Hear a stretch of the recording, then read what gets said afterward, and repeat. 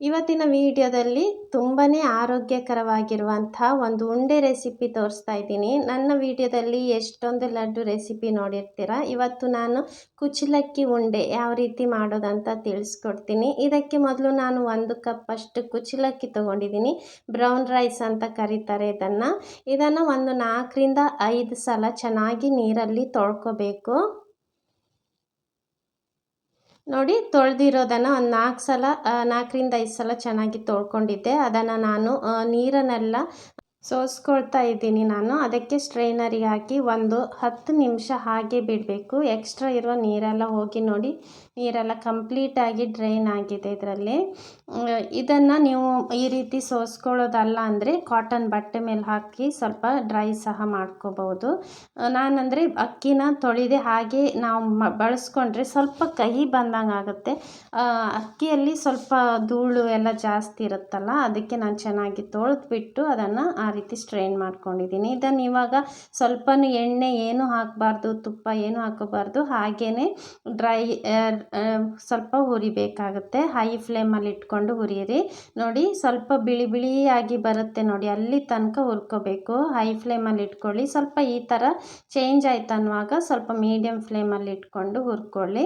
ಕಂಪ್ಲೀಟಾಗಿ ಸ್ವಲ್ಪ ಗರಿ ಗರಿ ಆಗೋ ತನಕ ಇದನ್ನು ಹುರ್ಕೋಬೇಕು. ನೋಡಿ, ಇದು ಹಾಗೇನೂ ಸಹ ಹಿಂದೆಲ್ಲ ಹಾಗೇ ತಿಂತಾಯಿದ್ರು, ತುಂಬಾ ರುಚಿಯಾಗಿರುತ್ತೆ. ಈ ರೀತಿ ಅಕ್ಕಿಯನ್ನು ಹುರಿದು ಬಿಟ್ಟು ಸಹ ತಿಂತಾಯಿದ್ರು ಟೀ ಜೊತೆಗೆ, ತುಂಬಾ ರುಚಿಯಾಗಿರುತ್ತೆ ಅದು ಸಹ. ಯಾರೆಲ್ಲ ಹಾಗೆ ಮಾಡ್ತಾಯಿದ್ರಿ ಅಂತ ನನಗೆ ಪ್ಲೀಸ್ ಕಮೆಂಟ್ ಮಾಡಿ ತಿಳಿಸಿ. ನೋಡಿ, ಇವಾಗ ಇದು ಹುರ್ಕೊಂಡಿದ್ದೀನಿ, ಅದನ್ನು ನಾನು ಸೈಡ್ ಇಟ್ಕೊಳ್ತಾ ಇದ್ದೀನಿ. ಇವಾಗ ಬೆಲ್ಲವನ್ನು ಕರಗಿಸ್ಕೊಳ್ಳೋಕ್ಕೆ ನಾನು 3/4 ಕಪ್ಪಷ್ಟು ಬೆಲ್ಲ, ನಂತರ ಒಂದು 1/4 ಕಪ್ಪಷ್ಟು ನೀರು ಹಾಕ್ಕೊಂಡು ಅದನ್ನು ಕರಗಿಸ್ಕೊಳ್ತಾ ಇದ್ದೀನಿ. ಒಂದು ಸ್ವಲ್ಪ ಅಂಟಂಟಾಗೋ ತನಕ ಅದನ್ನು ಕುದಿಸ್ಕೋಬೇಕು. ಜಾಸ್ತಿ ಪಾಕ ಬರಬಾರ್ದು, ಸ್ವಲ್ಪ ಅಂಟಂಟಾದರೆ ಸಾಕು. ನೋಡಿ, ಸ್ವಲ್ಪ ಅಂಟಂಟು ಆಯಿತು ಅನ್ನುವಾಗ ಅದನ್ನು ಫ್ಲೇಮ್ ಆಫ್ ಮಾಡಿಬಿಟ್ಟು ಹಾಗೆಯೇ ಅದನ್ನು ಸ್ಟ್ರೈನ್ ಮಾಡ್ಕೊಳ್ತೀನಿ ನಾನು. ನೋಡಿ, ಫ್ಲೇಮ್ ಆಫ್ ಮಾಡಿಬಿಟ್ಟು ಸ್ಟ್ರೈನ್ ಮಾಡ್ಕೊಳ್ತೀನಿ. ಏನಾದರೂ ಕಸ ಏನಾದರೂ ಇದ್ದರೆ ಅದನ್ನು ತೆಗಿಲಿಕ್ಕೆ. ನೋಡಿ, ಇದನ್ನು ನೋಡಿ ಸೈಡ್ ಇಟ್ಕೊಳ್ತೀನಿ. ಇವಾಗ ಹುರಿದಿರುವಂಥ ಅಕ್ಕಿ ತಣ್ಣಗಾಗಿದೆ. ಇದನ್ನು ನಾನು ಪೌಡ್ರ್ ಮಾಡಲಿಕ್ಕೆ ಮಿಕ್ಸಿ ಜಾರಿಗೆ ಹಾಕ್ಕೊಳ್ತಾ ಇದ್ದೀನಿ.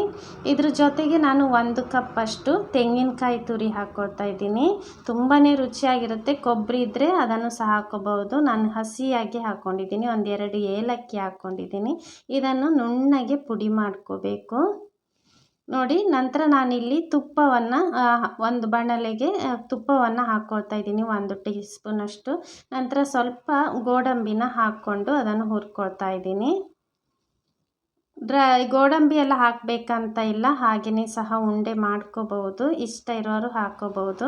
ನಂತರ 5 ಲವಂಗ ಹಾಕ್ಕೊಳ್ತಾ ಇದ್ದೀನಿ. ಲವಂಗ ಹಾಕೋದ್ರಿಂದ ತುಂಬ ಚೆನ್ನಾಗಿ ಪರಿಮಳ ಬರ್ತದೆ. ನಂತರ ಸ್ವಲ್ಪ ದ್ರಾಕ್ಷಿಯನ್ನು ಹಾಕ್ಕೊಂಡಿದ್ದೀನಿ. ನಿಮಗೆ ಯಾವ ಡ್ರೈ ಫ್ರೂಟ್ಸ್ ಇಷ್ಟ ಅದನ್ನೆಲ್ಲ ಹಾಕ್ಕೋಬಹುದು. ಸ್ವಲ್ಪ ಸಣ್ಣ ಉರಿಯಲ್ಲಿ ಇಟ್ಕೊಂಡಿದ್ದೀನಿ, ಸ್ವಲ್ಪ ಹುರಿದ್ರೆ ಸಾಕು. ನಂತರ ಇದನ್ನು ಸೈಡ್ ಇಟ್ಕೊಳ್ತೀನಿ. ನಂತರ ಅದೇ ತುಪ್ಪಕ್ಕೆ ನಾವು ಪುಡಿ ಮಾಡ್ಕೊಂಡಿರುವಂಥ ಅಕ್ಕಿಯನ್ನು ಹಾಕಿಬಿಟ್ಟು ಸ್ವಲ್ಪ ನಾನು ಹುರ್ಕೊಳ್ತಾ ಇದ್ದೀನಿ. ಈ ರೀತಿ ಹುರಿಯೋದ್ರಿಂದ ಪರಿಮಳನೂ ತುಂಬ ಚೆನ್ನಾಗಿರುತ್ತೆ, ಮತ್ತು ನಾವು ಜಾಸ್ತಿ ದಿನ ಸ್ಟೋರ್ ಮಾಡಿ ಇಟ್ಕೋಬಹುದು. ನೀವು ಎಲ್ಲಿಗಾದರೂ ತೊಗೊಂಡು ಹೋಗೋದಿದ್ರೆ ಸಹ ಅದನ್ನು ಸ್ಟೋರ್ ಮಾಡಿ ಇಟ್ಕೋಬಹುದು. ಒಂದು 15 ರಿಂದ 20 ದಿನದ ತನಕನೂ ಸ್ಟೋರ್ ಮಾಡಿ ಇಟ್ಕೋಬಹುದು. ತುಂಬಾ ರುಚಿಯಾಗಿರುತ್ತೆ. ನೋಡಿ, ಈ ರೀತಿ 1-2 ನಿಮಿಷ ತುಪ್ಪದಲ್ಲಿ ಹುರ್ಕೊಳ್ತಾ ಇದ್ದೀನಿ ನಾನು.